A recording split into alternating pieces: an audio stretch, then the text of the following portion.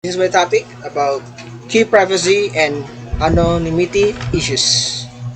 So, I discusses a number of current and important privacy issues, including data breaches, electronic discovery, consumer profiling, workplace monitoring, and advanced surveillance technology. So, first, we discuss about data breaches. An alarming number of identity theft incidents can be traced back to data breaches involving large database of personal information. Data breaches are sometimes caused by hackers breaking into a database, but more often that one might suspect they are caused by carelessness or failure to follow proper security procedures.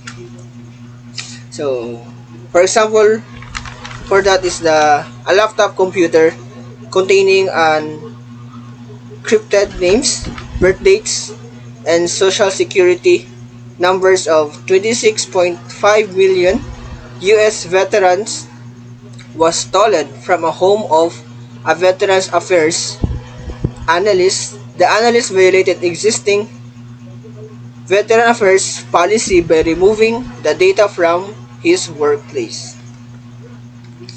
So, as you can see, makikita niyo dito yung mga date incident was reported, number of records involved, organizations involved. So, in March 17, 2012, 150 million in Shanghai Road Way, DNB Marketing Services LTD. And in January 20, 2009, 130 million. And in Harlan Payment System Tower Federal Credit Union Beverly National Bank. So hanggang July 28, 2011, have a 35 billion SK Communications Net CY World. The number of data breach incidents is alarming, as is the lack of initiative by some companies in informing the people whose data was stolen.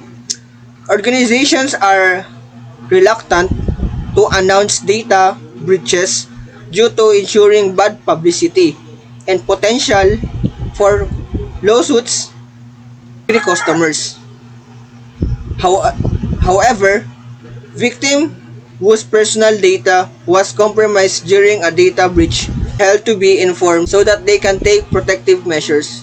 For example, that na pag meron ng data breach sa isang company, dapat nilang ipaalam kaagad sa mga customers nila na merong nagkaroon ng data breach para for the safety and para maging safety yung mga customers and malaman ng mga customers na nagkaroon ng data breach ang kanilang mga accounts. Nakikita nyo dito sa table na ito. Ito na yung mga data breach. Kailan nagkaroon ng data breach and how many records involved and what organizations. So, one such mandate is that within 60 days after discovery of a data breach, each individual whose health information has been exposed must be notified, and if a breach involves 500 or more people, notice must be provided to prominent media outlets. So karamihan sa mga nagkakaroon ng data breach is yung mga about medical records. So parang madali lang sa mga hackers or other people na makagawa ng data breach, or sa karamihan ng mga nagkakaroon ng data breach ay yung mga may medical records or health informations. Parang mabilis lang silang kumuha ng data about that. Next, according to the Health Information Trust Alliance, from 2009 to mid-2002, there were 495 medical data breaches involving 21 million patient records. So, according to Information Trust Alliance, meron silang 495 na nakita na involve ang 21 million patients records. So, yun na nga, mas madaling. And the average time to notify individuals following a breach was 68 days, with over half of the organizations failing to notify affected individuals within 60 days deadline. So, pag hindi talaga ma-update ka agad, maaari talagang mapasukan ng data breach ang mga accounts. Pag hindi agad ito na-notify ng isang organizations, maraming organizations maapektuhan. I give an example, it's all about Lapus. Lapus, an online shoe and clothing retailer and subsidiary of Amazon, was subject to a major data breach wherein a cyber criminal gained access to a customer names, email addresses, billings, and shopping addresses, phone numbers, the last 4 digits of their credit card numbers, and the customer erupted password for the Zappos website. So according sa Zappos daw, they are facing a data breach. So wherein the cyber criminal na nag-gain siya ng access to ma-access niya yung mga customer name, address, billings, so and mga password din. So nakakatakot talaga itong data breach. For example, if na-involve yung pangalan mo, so may pangalan mo na may pangalan ka na may involve yung pangalan mo, tapos sa loob ng pangalan na yun mayroong mga confidentiality na mayroong money, important details, so on. So the database, the stores, credit card, and payment data for the company was not breached. Zappos immediately emailed its 24 million customers to notify them the data breach and to strongly that they reset their password on Zappos.com and other website. So, akalain nyo is ang Zappos, immediately nila emailed nila lahat ng kanilang customer na over 24 million customers para i-notify na nagkaroon ng data breach. So, they need to reset or change their password sa Zappos.com and other websites na kapareha ng kanilang password. So, the similar password. So, despite what many observers considered to be a timely response to the incidents, Amazon and Zappos were hit with 9 federal class actions lawsuits within 3 months. Plaintiffs said they feared an increased risk of identity theft and other financial related crimes. It is likely that Zappos faces millions of dollars in legal fees and perhaps tens of millions of dollars in additional costs of settle the claim. Dahil sa data breach, maraming nasira or na-lost ng mga data. So, nahihirapan ang Zappos company ba yan? O parang ganun.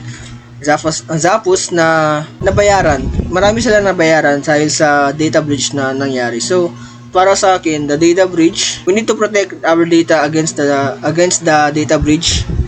So, we need to secure our data always. Ang mga organizations or another companies, they need to strongly protect the data of their customers because if the customers knows bakit ano nangyari sa kanilang mga data, bakit they lost their money, hack their accounts because of data breach, the companies pa rin ang magkakaroon ng consequences. The company pa rin magbabayad sa mga customers. So, dapat protektahan talaga nila ang mga data ng mga customers. So, next, electronic discovery. Before I can discuss the electronic discovery, first to do is I discussed the discovery means. So, discovery part of the pre-trial phase of the lawsuits in which each party can obtain evidence from the other party by various means including requests for the productions of documents. The purpose of discovery is to ensure that all parties will go to trial with as much knowledge as possible under the rules of discovery. Neither party is able to keep secrets for the other. Should a discovery request be objected to, requesting party may file a motion to compel discovery with a court. Electronic discovery is, or e-discovery, is the collections, preparations, review, and productions of electronically stored information for use in criminal and civil actions and proceedings. Electronically stored information, or ASI, includes any form of digital information including emails, drawings, graphs, web pages, photographs, word processing, files, sounds recordings, and database stored on any forms of electronic storage device, including hard drives, CDs, and flash drives. Through the discovery process, it is quite likely that various forms of SI for private or personal nature. Example of that is personal emails will be disclosed. For me, electronic discovery is about stored information for use in criminal and civil actions and proceedings. And ginagamitan siya ng electronical stored information na doon mo lahat ng mga, for example, mga files, for example, yung mga files ng criminals or civil actions, like ipunta mo siya sa email o ituloy mo siya, ilagay mo sa graphs, web pages, o sa photographs na nakalagay siya sa storage device including hard drive, CDs, and flash drives, so on. Apple and Samsung were embroiled in a long-running dispute involving alleged patent infringement. During the litigation, the court cited Samsung for failing to circulate a comprehensive litigation hold instructions among its employees when its first anticipated litigation. According to court, this failure resulted in the loss of emails from several key Samsung employees. Samsung then raised the same issue. Apple had neglected to implement a timely and comprehensive litigation hold to prevent broad destructions of pertinent email. A key learning from this case is that an organization should focus on its own ASI, or electronically stored information, preservation and production efforts before it raises issue with its opponent's efforts. Dapat talaga sa isang company like Samsung, they need to focus their own SI because para hindi magkaroon ng issue sa another party like Apple. Karoon ng failure about losses of emails from several key Samsung. The key of that is to focus lang sa kanilang work o sa kanilang electronical stored information because they are different of that. Next, federal rules of procedure define certain processes that must be followed by a party involved a case in federal court. Under these rules, once a case is filed, the involved parties are required to meet and discuss various discovery issues such as how to preserve discoverable data, how the data will be produced, and what format data will be provided, and whether productions of certain electronically stored information will lead to waiver of attorney-client privilege. A key issue is the scope of discovery. Example of that is how many years of SI will be requested, what topics and or individuals need to be included in the discovery process, and etc. So they need to face na both parties. If they have an issue, they need to face that. And ang mga katanungan naman dito is how many years of SI will be requested and what are the topics and or individuals need to be included in discovery process. And next, these are the traditional software development firms as well as legal organizations have recognized the growing need for improved process to speed up and reduce the costs associated with e-discovery. As a result, dozens of companies offer e-discovery software that provides the ability to do the following. So, marami masyadong company na gumagamit o nag-offer ng e-discovery software sa kanilang company. First, analyze large volumes of electronically stored informations quickly to perform early case assessment. So, they need to analyze the volumes of electronically stored information.